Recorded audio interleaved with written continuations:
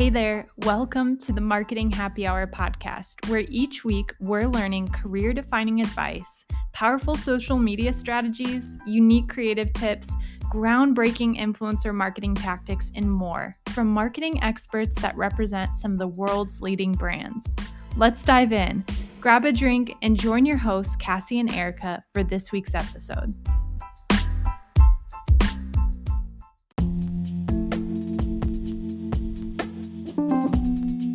We are really living up to the Marketing Happy Hour name with another beverage industry guest, Elyse, Director of Social Media at Wine Enthusiast. Wine Enthusiast is one of Erica and I's favorite magazines to comb through, but as you'll hear on this week's episode, it's much more than a magazine. In her discussion with Erica, Elyse shares the inside scoop on her 6+ year tenure with Wine Enthusiast. Plus, the importance of improving your writing skills for a role in social, what sticky content is, and how to know if your brand is creating just that, tips on managing a team, and so much more. Normally, I'd encourage you to grab your favorite beverage and listen in, but today I encourage you to stay on theme here with us and grab a glass of your favorite wine. Trust me, it'll get you inspired throughout this episode. Hey, Elyse, how are you? Hi, how are you, Erica? I'm doing well. I'm so excited to be speaking with you and to hear your perspective on the social media landscape. But before we jump in, I have an important question for you that we do ask all of our guests, and that is, what is in your glass tonight? It is Marketing Happy Hour after all. Yeah. Lately, I think with the seasons changing and getting a little warmer, I've actually been drinking a lot of Aperol spritzes. I got all the accoutrements and brought them home, and that's kind of been my evening drink lately.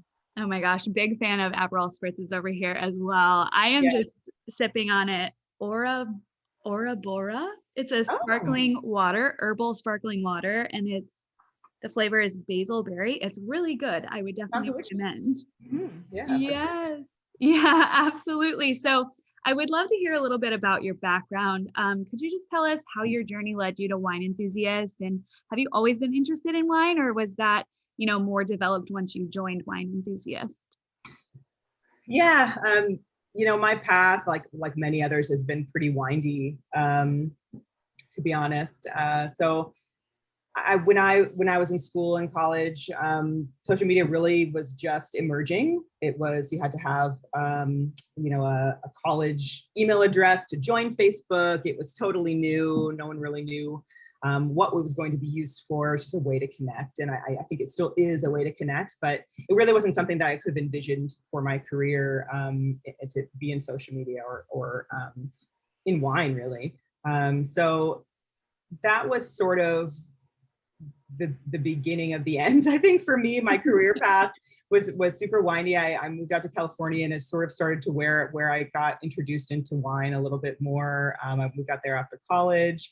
And I lived really close to Temecula. Really, when my parents would come visit me, we would plan little trips out to Sonoma, Napa, and had friends that we would just go out and do little wine tours for birthdays and things like that. So I think that's slowly how I really started to get interested in wine. College, we were definitely drinking box wine, which has improved so much since, but it's always been a part of my life in small ways. My family, we didn't usually have wine at the table, but at holidays, my grandmother would always have two different wines. There was a sweet red, which she called the girly wine, and then there was a dry red wine, which didn't really have a name, but you kind of knew what it was. Not girly, apparently. What it was meant for. And so that was kind of really the only wine that was around when I was growing up, and holidays and stuff like that. So we weren't necessarily, our holidays or our gatherings weren't really around that. But as I got older and as that became more of something of an interest for me, that sort of started to come out in the interest of my parents and my family, and we are all sort of beverage people and food people, and that sort of emerged and grew over time. So that's kind of fun. And so once I moved back east, I started working for a wine bar, and my undergrad was in English, and while I was out in California, I'd gotten an associate's degree in graphic design. And so when I came back east, I was starting to freelance in design and kind of figure out what it was I wanted to do. again, I said this was very windy, and I started working for a wine bar, local wine bar, and they knew that I was working on graphic design, and so they started to ask, if I could help them with menu design and other things. And a lot of, at that time, it was sort of like, oh, you know how to do graphic design.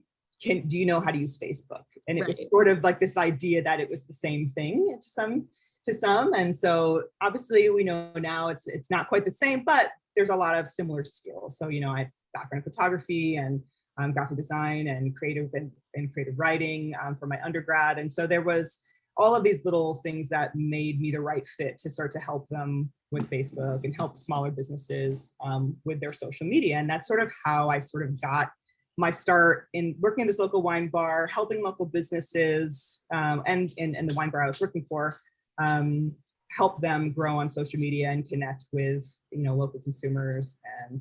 And then I got the opportunity to move to New York. I was in Massachusetts at the time, and I also worked for a wine bar when I first started out here. Sort of did the same thing.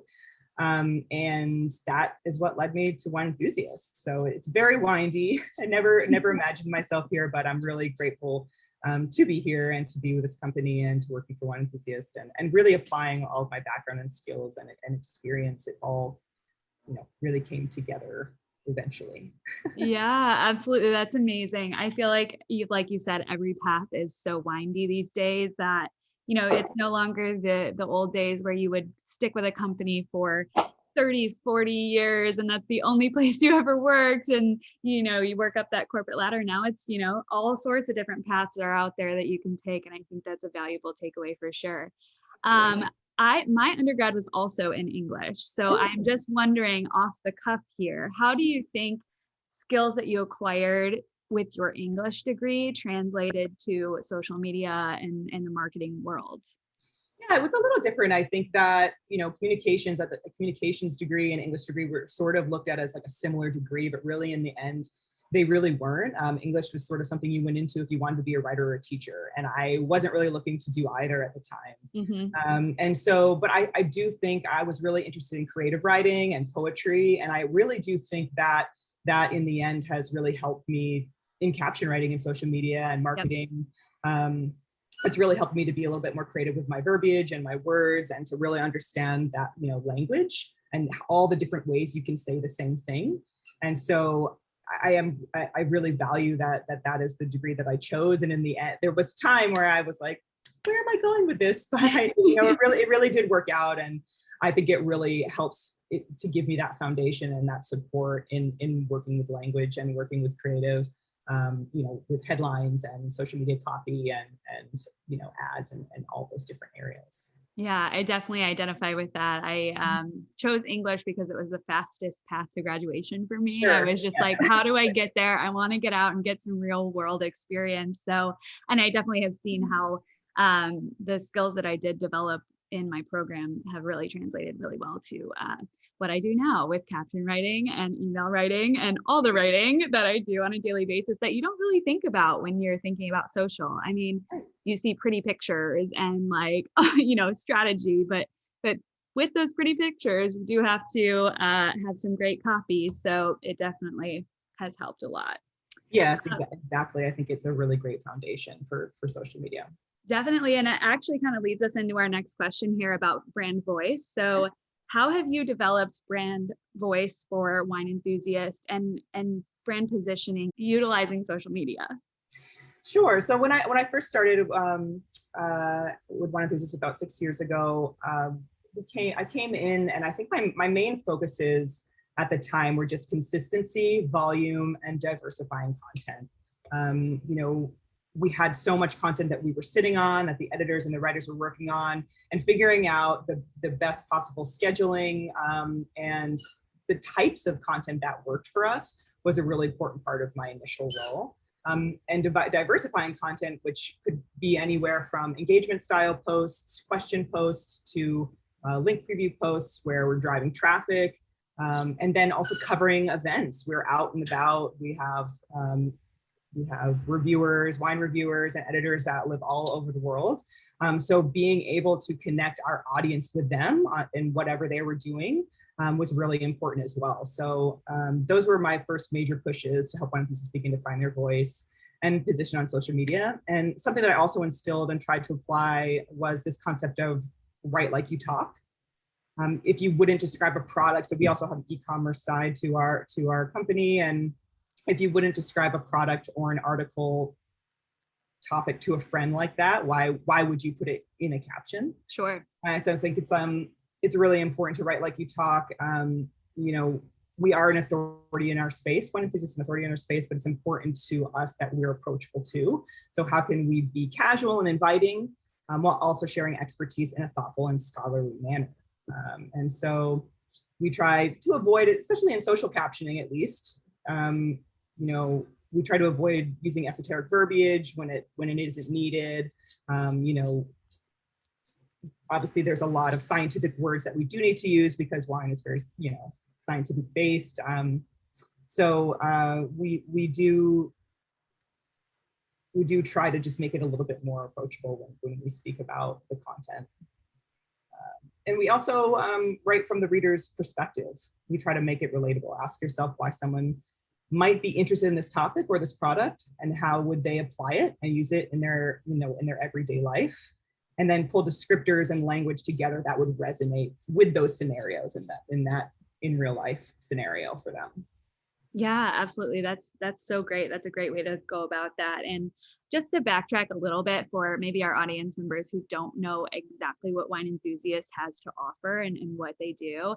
Sure. Yeah. I was just thinking that I was saying that might be, we're e-commerce business too. That's something that we probably definitely want to mention. Yeah. So Wine Enthusiast is a media and a commerce company. Our co-founders are Adam and Sybil Strum, and they started selling wine from door to door back in the 70s. Wow. And they've always had a love for wine, but the industry was so exclusive back at that time that they couldn't really even find a corkscrew to open bottles. So they created their own business selling corkscrews out of their attic, which is like a really cool story. And Wine Enthusiast is still family owned. And that's just sort of how it was born. So it was actually born as a commerce. And we have two divisions. So one is commerce, which is our direct to consumer brand that sells everything from customers' need to enrich their wine experiences at home. So glassware, wine coolers, wine fridges and corkscrews, all those fun things. And then the second is our media side, which is an award-winning print magazine and website that rates hundreds of thousands of wines on the 100-point scale with editors all over the globe. Like I mentioned, we have writers and editors from all over. And so our goal is to just make wine accessible to everyone. We provide both wine content and wine products to consumers. And the brand is built around that wine lifestyle. And that's what the social media team and I strive to support in our strategy. That is so cool. I knew that personally, but I'm excited that everyone else gets to hear that, because I also had Wine Enthusiast magazine, the print magazine, delivered to me for about a year and a half while I was still living at home at my parents'. And I think it might be delivering to that address, and I just haven't changed it. And they don't live there anymore. So who knows? Someone's getting a bonus subscription. Yeah, someone out there is getting magazines. Who knows? And learning a lot about wine, which is amazing. You go on there and change your address. I should. I will. I'll look into it. I just always forget. It's okay. Right. But you can find us online. You can still find us online. Yes, absolutely. And I just wanted to hear a little bit. I know this isn't on the question sheet that we sent prior to our recording, but how does your content differ a little bit, whether you're talking about the commerce side or the media magazine side? What does that look like? Sure. I think that we really try, especially on social media, which is one places that commerce and media really connect. Since we have one social media channel for all the brands, we don't have separate channels for commerce versus media. So when we're promoting content, it's kind of the same rules, and product is like a really good example of that. Sometimes when you start to talk about product, you want to describe product and write captions to promote something for a sale. you start automatically talking about it in a different way, in this sort of like salesy tone. And it's really, if for some reason it can be a block between editorial style of speak and sales style of speak. So I think that it's kind of walking a fine line. You want to promote the product. You want them to know, your audience to know that it's for sale. You want them to shop it. That CTA is really important. But there's a way to do that that is still approachable and relatable and isn't like a sale. Right. And so on social media, at least we do try to apply, that same, like, if you were to describe this wine glass that you love to your friend, how would you describe it? And think about that when you're writing your captioning.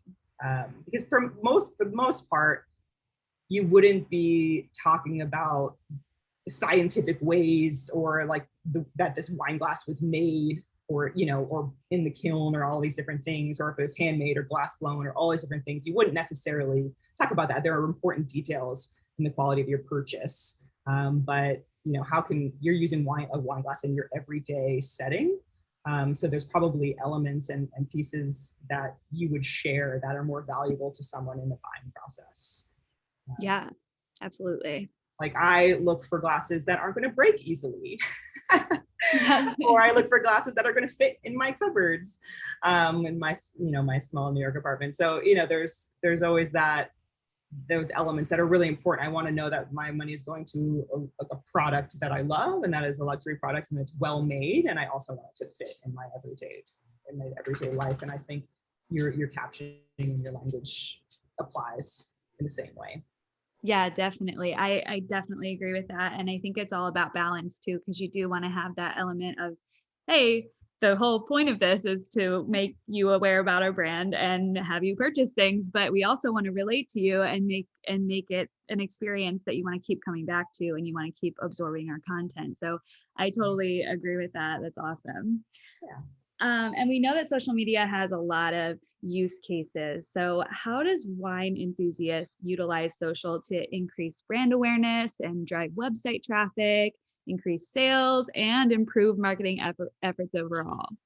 Yeah, few-part question there. Yes.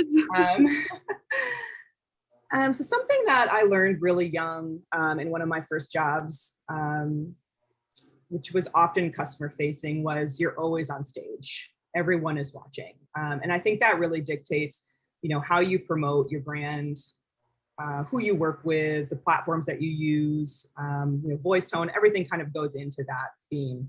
And it's especially true on social media. And I think that one of the main things I think that we utilize is like to know your platforms and know what kind of content belongs there. I think prioritizing platforms that perform is really important, and being selective about the content that you put there. If there are small tweaks that can be made to content that would help it to perform on Twitter versus Instagram, for example, make that small change, take that time, because it makes it feel deliberate and it makes it feel more focused for that audience, and that person, that platform user is going to feel like, oh, this content was made for me and with me in mind, and the kind of content that I want to consume and what I'm looking for on this platform. And so visual content obviously is going to be really important. How does that, what value or takeaways are connected to that content? Being really purposeful with your design, purposeful with your language, really is all the kind of those basic marketing and design rules that you would apply. How is that going to resonate with your audience? How are they going to visualize it? How are they going to read it? Take a step outside of what you're doing and look at it from a consumer's perspective and an audience perspective. Does this resonate with me? Would I share this? Would I apply this in my own life? And just continue to kind of try to make those purposeful decisions when you're designing visual content. And, obviously keeping up with trends. I feel like, I'm probably spitting out things that everyone's like, yes, we know, keeping up with the trends. It's really difficult, especially this day and age, and the days of TikTok when trends change every minute. But that's always been a common theme. Keep up with trends, stay relevant in your space. It doesn't have to mean you are learning dances, but stay relevant in your space. If there is a new emerging platform, where does your brand belong, and does it belong? And it's okay to say that it doesn't belong there or it doesn't belong there yet. but you can keep looking at things and how they're emerging and kind of pushing yourself forward. And then leveraging those social trends once you find them is really important as well. And then also something that I think is really important, part of the reason that I got into social media was just this idea of really connecting people and connecting people with your brand. So this out and about idea, it sort of mimics we have an out and about section in our magazine, which just kind of shows where we are at the touch points. Like if we're going to Provine, which is going on right now, the trade fair, if we're hosting an event here, or if our media conference is going to be held out in Sonoma, things like that. We want to show that we're out there in the field and this expertise is coming from somewhere. And so I try to mimic that on our social channels too. We encourage everyone to post about what they're doing so that we can reshare, so that we can show off where everyone is. And I think that overall helps to increase brand awareness. That share feature still exists and is still a really important part of strategy. And we want our audience to remember that we have incredibly diverse talent behind the scenes in both, in all backgrounds. And we also just want to try things. No idea is a bad idea. It's just one we haven't tried yet. Yeah. Social media is like a really good opportunity for brands to do that. Once you kind of establish your tone, your voice, your expertise, and what kind of value you're driving to your audience, there's a lot of room to play. And I definitely encourage people to do that. And that's the only way you're going to jump on trends and maybe even be ahead of a trend, is if you're confident enough to try new things, as long as it sort of stays within your wheelhouse, or if not. But I think that overall, all of those, small little tweaks in that strategy helps brand awareness overall, that kind of top of funnel, getting eyes on content and eyes on brand. And that overall will trickle down to driving website traffic and increasing sales and improving market efforts overall, I think. And there's small little tweaks, but they're purposeful and they have larger gains over time. Yes, absolutely. Are you guys on TikTok by chance? We are. Yeah. Oh my gosh. How does your content on TikTok differ from the other platforms? It's definitely, we're still sort of trying to find our niche there. I think we're trying new things there every day. We are seeing a lot of success with our product videos there. It's still an emerging platform for us, so we're not getting necessarily the reach and the views that we have, say, on Instagram or Facebook or other platforms, but it's really fun. And we have a lot of people that are interested in doing content for us there. And we have a pretty large influencer program around TikTok video and short form video as well. So I think that's helping us to grow there as well. Yeah, that's so cool. And I think it's a different world because it's even a more personal feeling touch point with your audience. Like you can reach so many more people on TikTok, I feel like, than you even can on Instagram and some of these other platforms. And it's a lot more personalized experience. And you can reach, with the algorithm and however that works behind the scenes, it's showing your content to people who are already interested in what you're doing. So I think that's really, really cool. Over the years too, and being in this industry, in social media and both in the wine world, you see that change too. I think, at one point it was so important to curate content. It needed to look so fresh and so clean and well shot and high quality. And TikTok is like couldn't be more opposite, right? Like anything and everything works there. And it really is an opportunity if you want to try something new for your brand, if you want to break into a different audience group or scene, or, develop new content. It's a really great place to try things there. Yeah.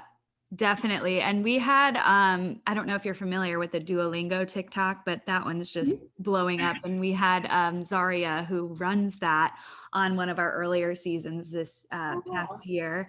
And she just gave some incredible insight around TikTok. So if you're out there and you're listening and you haven't listened to that one, go back, because it's really, really good. And she talks all about how they grew their following, like, to whatever it is. I think it was like, I don't even know. I don't want to estimate off the top of my head, but millions in only a few short months. And it really comes down to the whole authenticity thing and, being somewhat absurd on different platforms and trying new things and figuring it out. And that's so cool. So that's awesome. I'll have to check that out. Sure. Yeah, for sure.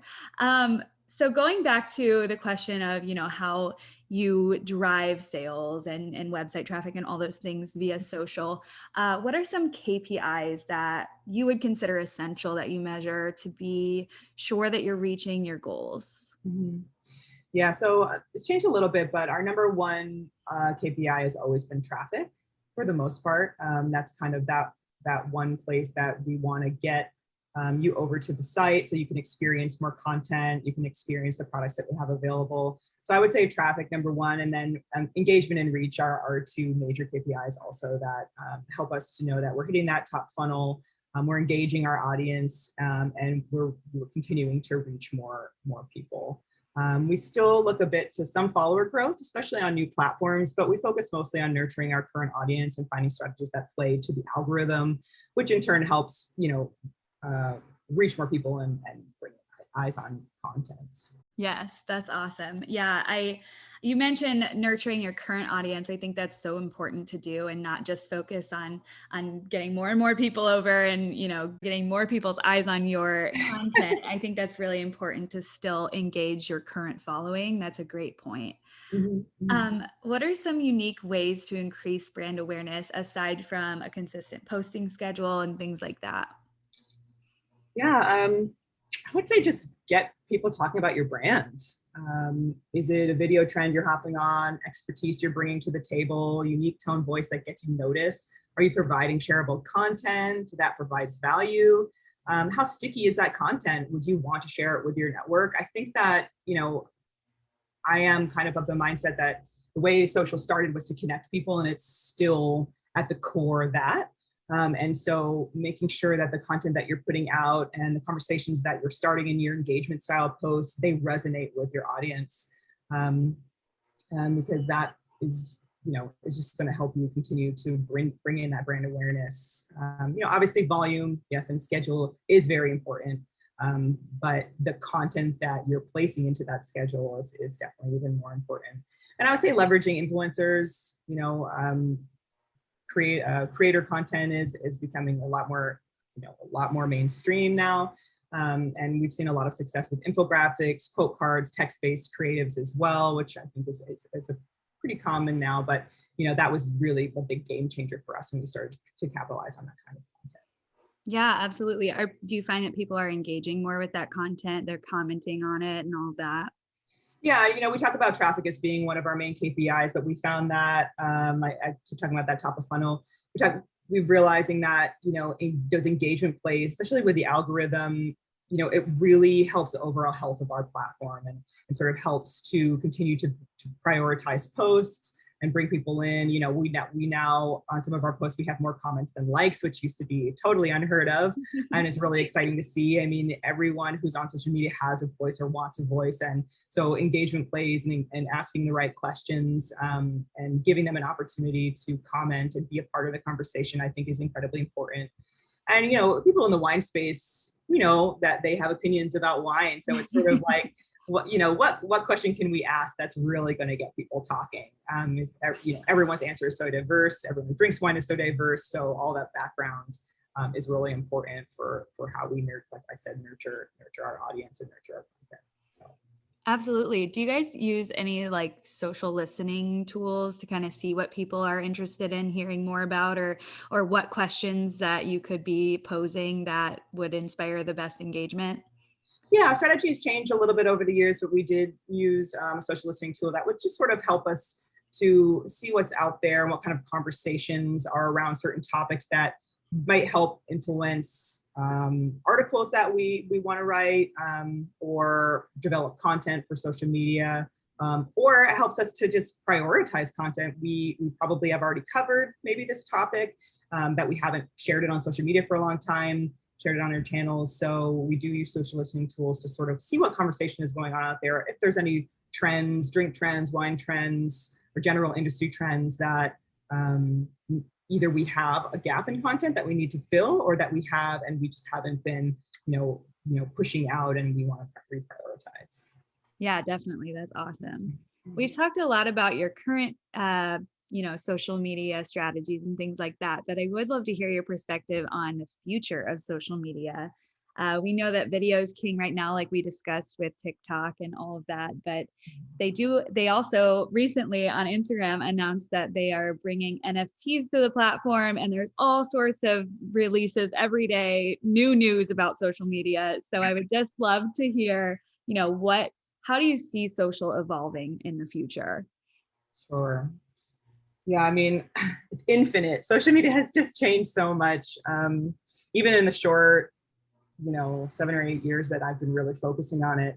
And even in the last, 2 years, it's really changed tenfold. But especially when I started to really dip my toe into it professionally, it's changed so much. I remember originally designing and producing video with the intention that it would be watched with the sound off. Oh like everything needs to make sense with no sound. Yeah. And the rhythm of your edit of the clips and the rhythm of when your text comes in and how your eyes follow that story, always a story, but follow that video needed to work without sound. And that was so important. No one turned their sound on. And look at how different that is now. Yeah, absolutely. Now TikTok and Reels have come onto the scene and everything is sound on and short form. And I think one thing that hasn't changed though, is you still need to get their attention within those first couple seconds. But I think that's even changed from 3 seconds now. I think it's 1.7 seconds. Yeah, and probably totally wild. Probably even less than that. Who knows? Right. So jumping up, I think that another trend that I think we're going to continue to see is social commerce. I think we're going to see brands investing in more social commerce and live stream shopping. Just recently went to a conference, and that was a lot of what was being talked about. If you're not on there, get on there, figure out a way to be a part of it. I think we're already starting to see that consumers are more confident in making in-app purchases, and brands and technology are getting better at creating a more seamless in-app buying journey and experience. I think at one time you don't really trust if you're buying something through Instagram. And I think that aspect is definitely changing and improving every day and very quickly.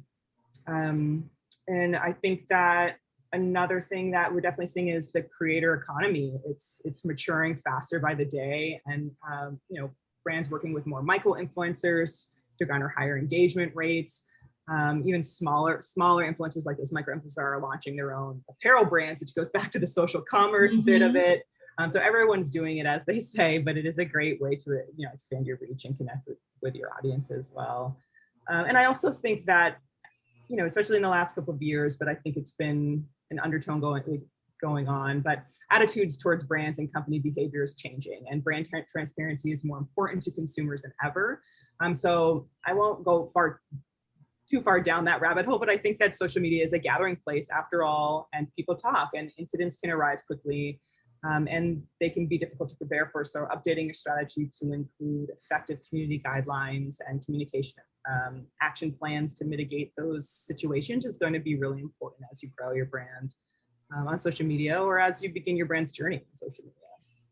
Yeah, absolutely. That is so true. And I think, a lot of companies don't realize that at this time. So they are leaning heavily, on their social media managers or social teams to figure that piece out for them. But, it really starts at the top, and it's a whole company outlook that needs to be addressed. And I think we'll start to see that as well, and see more transparency around that coming to light. So definitely agree with you there. Yeah, absolutely. So just switching gears a little bit, wanted to talk a little more about your career side of things. I know that in your role, you've had the opportunity to lead other people on a team. So what have you learned as a manager, and what are some essential tips that you have around leadership or management? Yeah, absolutely. So I think my main tip is that no one management style works for everyone. And I think we say that, but we don't always apply it. And I think that's incredibly important to remember as a manager. Everyone brings something so unique to the table, how they structure their day, strengths and weaknesses, and what their communication style is. It's important to me for my department and my team growth and my team to grow, that I don't try to fit everyone into the same box. I make a point to sit back and to learn how someone organizes themselves, how they apply their skills, and then try to offer opportunities to either grow those skills or make suggestions for areas they can improve in an organization or workflow. That does work for the larger team, but that also works for them. I think that it can be really stressful trying to work in someone else's style and work in someone else's workflow. And I don't think that's necessarily needed, you know. I think there's a top-down organization that is always really helpful, so that everyone sort of knows their place and knows what they're working towards. You know, creating goal sheets is really important to me. So, you know, it can be flexible, but at least you know step by step what you're working towards in the end. So, you know, making sure there's clear goals there. But it's not always easy either. Sometimes it will take more time for someone to get up to speed or to reveal that they're really skilled in one area and maybe not in another, but not everyone is going to be able to jump in and just go and get all aspects of what's going on right away, especially in social media.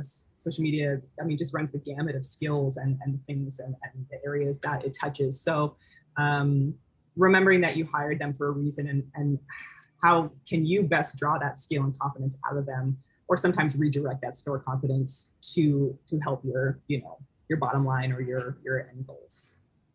Yeah, absolutely. We recently had an episode last season where Cassie and I sat down and we talked about, you know, some tough career situations that, you know, we've run into or other people have run into.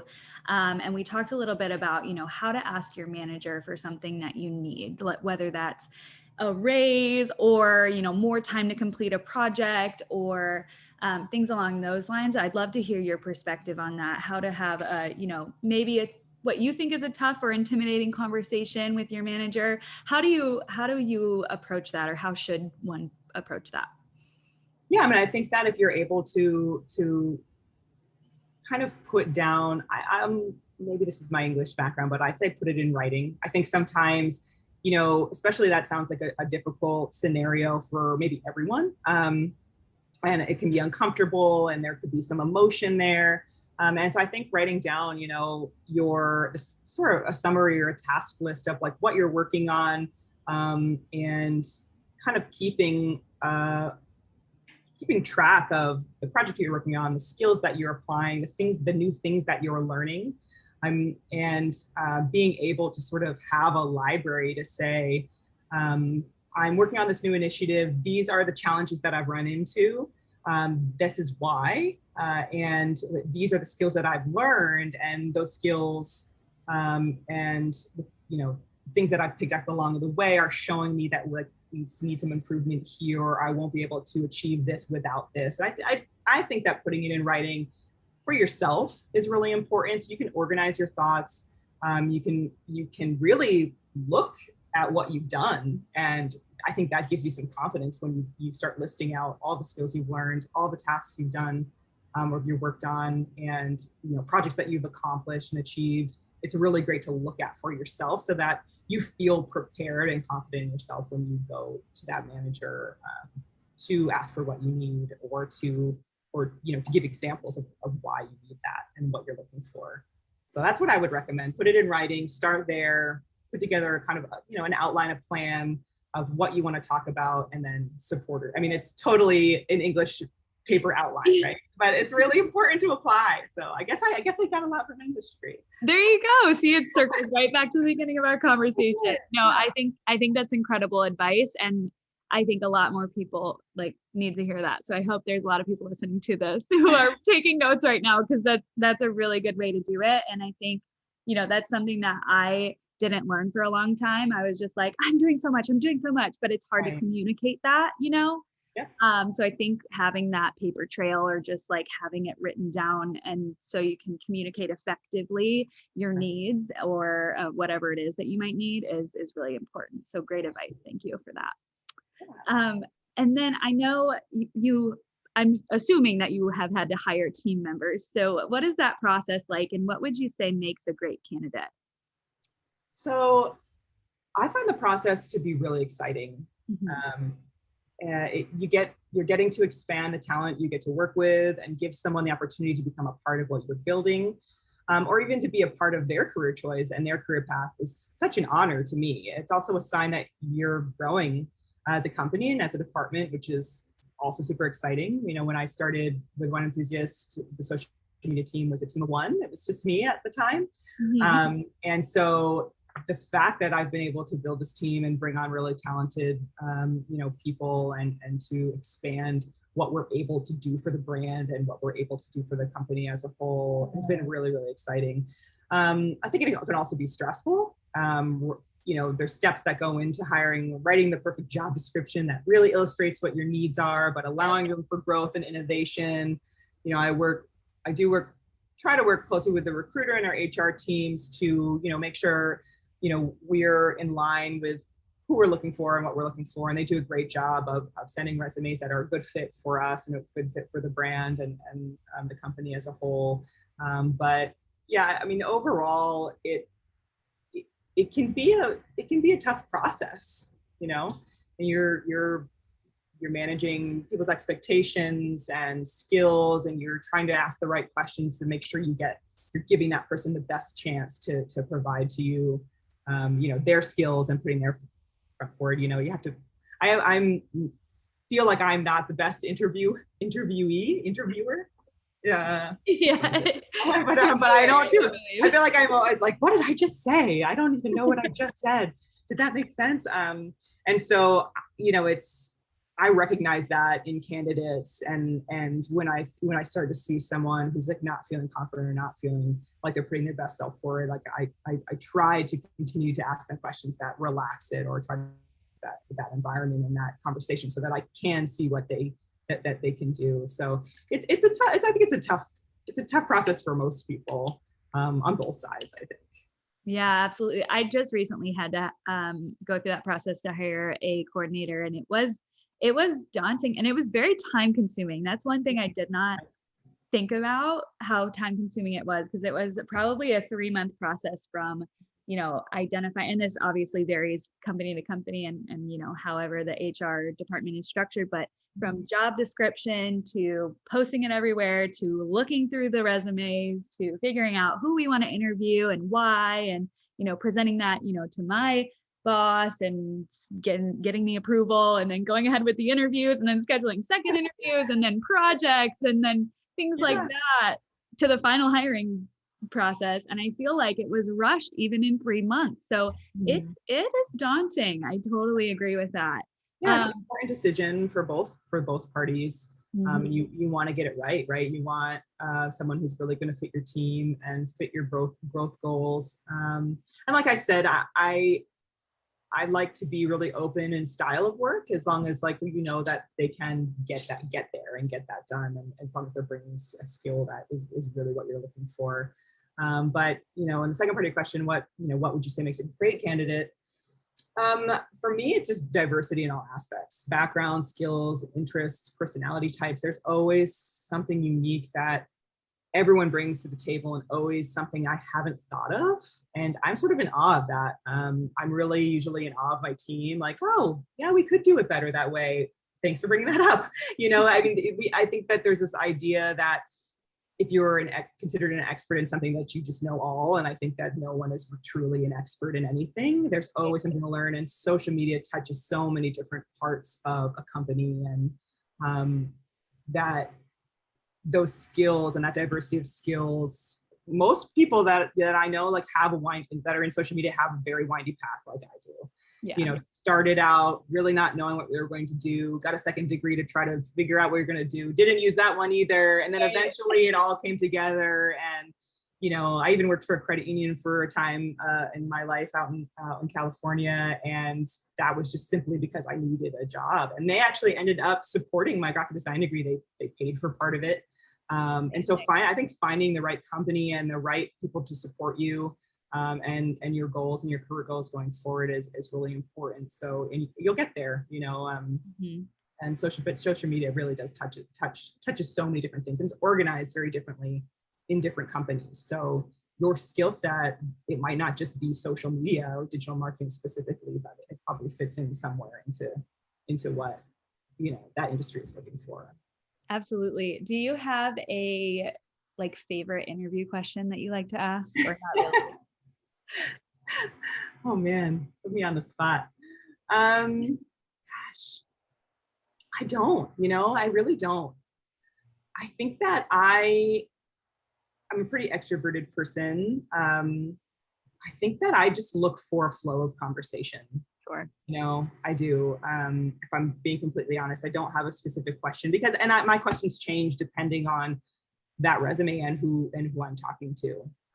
And sometimes there's questions I will ask one candidate and not ask another just because of the vibe that I'm feeling or their comfort level, of how they're answering things. So I think, it just depends for me, to be honest. I know that's not super helpful. No, I totally agree. I think it's important to note, flow of conversation and things like that, and just making sure that you get a feel for who the person is, not necessarily how they're answering these specific questions that you ask every time. I think that's important for sure. Yeah, there's ways you can get, or you can get those answers in a conversational setting rather than just like, okay, next question. Right.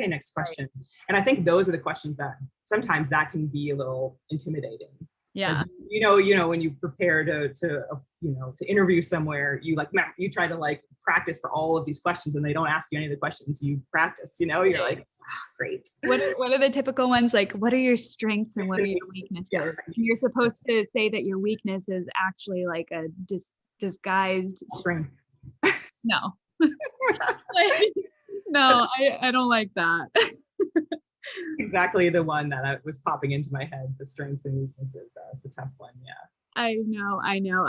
It's so funny because I use in my own personal life, I always like to ask people an interview question. It's so funny. It's so dumb, but I always ask, and my friends, not like a candidate, I always ask them, if you were a casserole, what casserole would you be and why? And it doesn't really tell me anything, but we like to pretend that it does. It's so funny. I want to ask you that though. Do you know what casserole you would be? Because it can be anything. One of my best friends said I would be ice cream casserole, which doesn't exist at all. But I would just love to hear. I can only think of what I like to eat, and it sounded really gross to people, but my mom used to make this really simple, delicious tuna noodle casserole. Oh, yes. Yeah. Did she put potato chips on top? My mom did that. Or the Ritzes, crushed Ritzes on top. Okay. Yep. Kind of the same thing. And cream of mushroom soup, Campbell's from a can, something very, so really simple, inexpensive dinner, but feeds everyone, and it was delicious. And if you like tuna, that's a good one.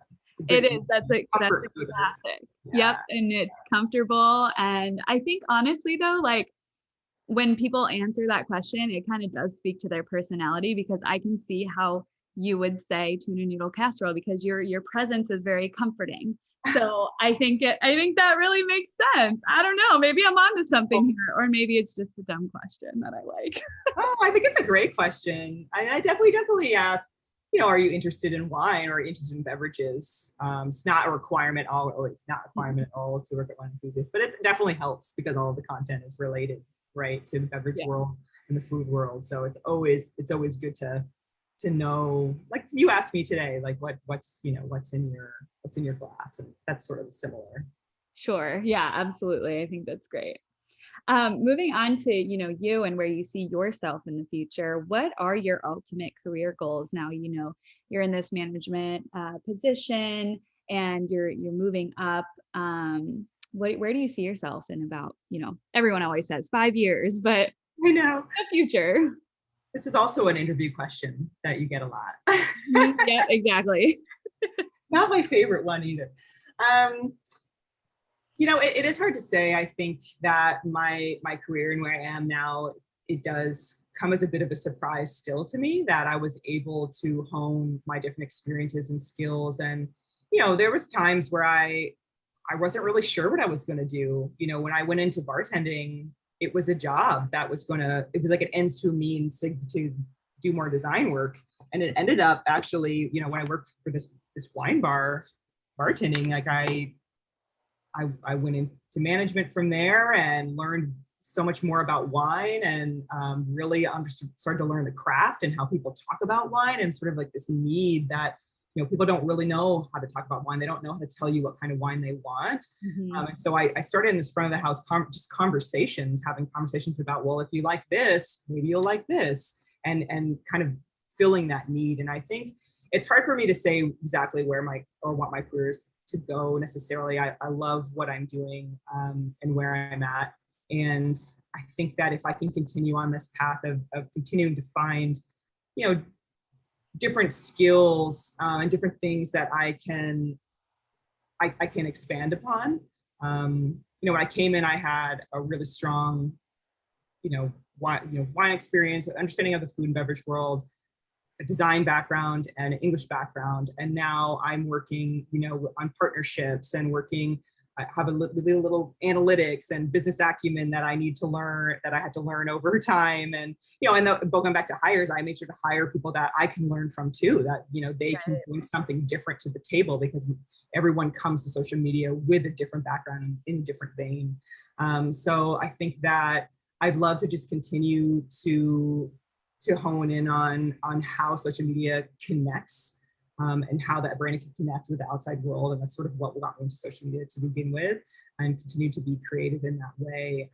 And brand awareness has always been really important to me, and that share of voice and kind of standing for something and really being able to educate someone through this kind of global platform. So I think that I'll keep it there. I don't know really where to go with it, but I don't have like a specific vision in mind, just that continuing to go back to the core of what social media is, connecting people in the community, and, doing more good than harm. Social media started, like I said, I started in college for me, just connecting with friends. And I think that on like a very granular scale, we're still doing that now. And so finding ways to make it a healthier, more responsible place to be, and that can really provide a lot of value and positivity in people's lives. Yeah, that's amazing. And just always continuing to learn, I think is, that is probably my growth goal too, is just always continuing to learn from people and from places and from things and everything. Yes, yeah. Just consume through osmosis, just listen and learn and be open to saying, I don't know how to do that. Can you help? Can you teach me? Or, if you're looking to see an opportunity in your role and you say, how can I help? And that's sort of how I started as well. Well, I see that you have this need. How can I help? How can my skills help you? And that's going to continue to push you forward. And I think, my role will expand organically and naturally because I think I have that personality probably. Yeah, definitely. Well, I'm so sad that our interview is almost over. I feel like we got started, but we do like to ask this question on Marketing Happy Hour. Is there anything you know now that you wish you knew when you started your career? I know we kind of we touched on a few different things, but is there one thing that stands out to you? Honestly, just how expansive social media is within a business. I always say, some of my colleagues have heard me say this, everyone wants a piece of social media. It's working in social media isn't just one skill, one focus, one talent. It's an assortment of skills ranging from design, writing, efficiency and organization, business acumen, like I've mentioned, marketing, PR. It could really run the gamut. And I really haven't found an area it doesn't touch. And every company social media team is organized a little differently to fit their needs. Early on, I thought about social media in one vein as an opportunity to connect with people through writing and content streams, which of course is the core, like I've mentioned a lot, but there are so many areas social media can help your business or brand, and so many places that someone who is thinking about a career switch can fit into. And I think that has kind of been the most important thing for me, just how expansive and how large a part of your business it is. Yeah. Or can become. Yeah, definitely. I totally agree with that. Well, we are at the end here. Where can everyone find you and follow along with you and Wine Enthusiast on social? Yeah. So Wine Enthusiast is on all major platforms, and that includes TikTok, like we talked about earlier. Amazing. And we're just at Wine Enthusiast, no spaces, no characters, just Wine Enthusiast, one word. And that's it. It's pretty easy to find us. Yeah. And then you can also find me. It's just also one word, Elyse Estrella, and that's pretty easy as well. No dashes or spaces either. So Fantastic. Simple over here. Yes, I love it. And we'll also link all that stuff out in the show notes for you as well. Well, I really enjoyed speaking with you, and I feel like our audience will learn a lot from you. So I'm really excited for them to hear this. And just thank you so much for sharing all that you shared today. Thank you, Erica. I really enjoyed it.